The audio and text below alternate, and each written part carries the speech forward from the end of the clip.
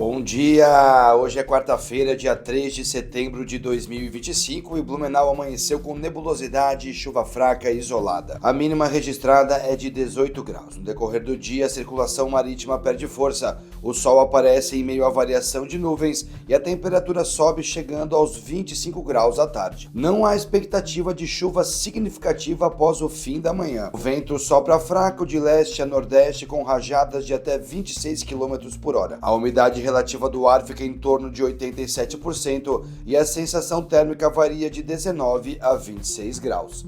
Blumenau, o que é importante agora.